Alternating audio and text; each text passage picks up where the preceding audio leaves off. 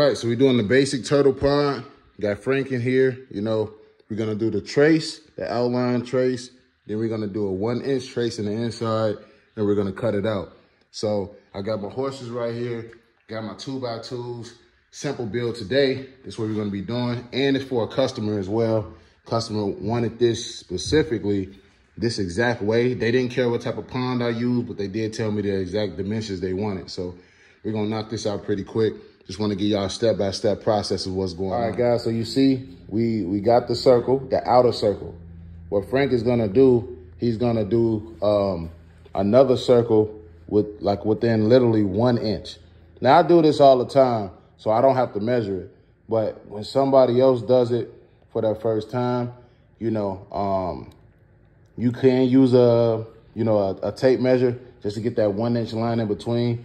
But what I like to do, if you're one of those guys like me that could just freelance it, like you can just literally start from here, and then I just take a little jump to here. I mean, I know this probably don't make sense, but like, you know, and then I start it and go around, go all the way around. All right, so Frank has done the outline, you know. Like I said, it don't have to be perfect.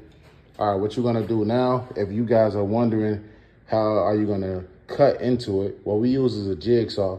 But what I like to do, I like to pre-drill into the 1 inch line. So you'll pre-drill into you can pre-drill like right here. You really could do it any part of the board as long as it's in the second line. It's gonna be quick too. Moving all the way through? Yeah. Then come back up.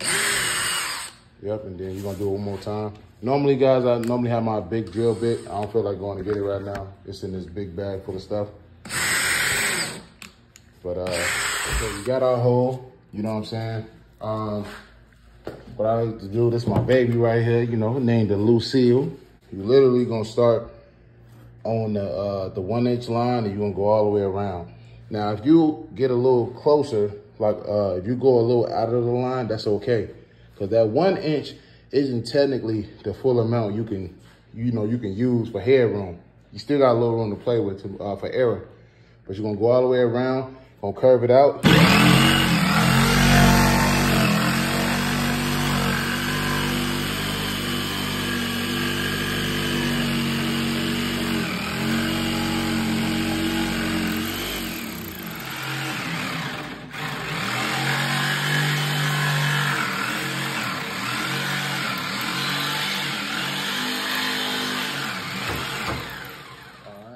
We cut the circle out, as you guys can see, I'm pretty confident it will fit. And then, you know, just put it like this.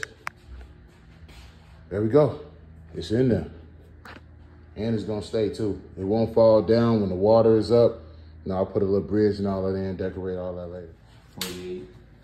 48 inches, 4 feet. Pond sitting on the ground is perfect because the weight of the water is on the concrete. Okay. And the post to the actual frame is literally just, you know what I'm saying, just to keep it steady from moving and rocking. And then the final step, you know, once we put everything together, you know, we'll be able to, like, you know, see guys like this. Mm-hmm. Once I put the last 2 on at the end, then it won't move, period. All right.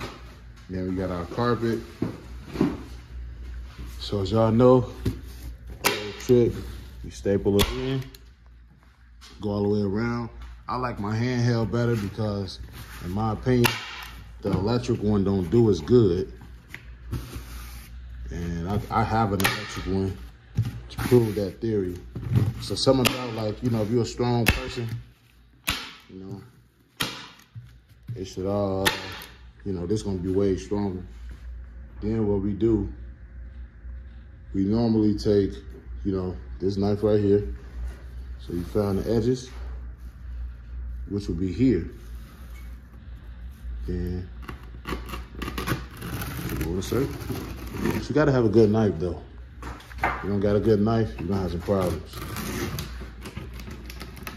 This is where it's wicked. Around the edges, so we ain't cut too good. All right, so when you cut cut the hole out. You always want to make sure you staple the centers. Why? Because when you put the pond in, you know, sometimes it'll pull on the carpet. And you want to make sure it ain't no air or nothing like that. Do you have to do this necessarily? No. But sometimes it'll pull the carpet off because these are just staples. And sometimes staples don't last long. Now we in there. All right, we got everything in. You know, enclosure look good. Everything framed out. About to put our plexiglass in on the front end and the back end. Or I could put them right to left. Not sure. All right, mission complete.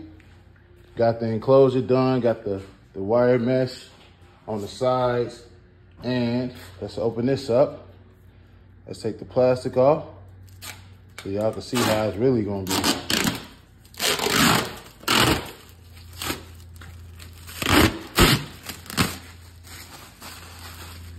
See how clean it is. Yes, sir.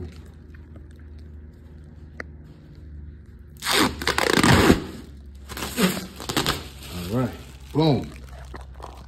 Incredible. Customer gonna like it. Looks amazing. Looking incredible. They're gonna do the decorations and all that good stuff and kept the plastic on this side for them. Got the wire mesh on that side. And they're gonna hook it up. You could put, you know, a bacillid in here. You could put turtles in here. You can do a caiman lizard if you do it correctly. Man, it looks incredible.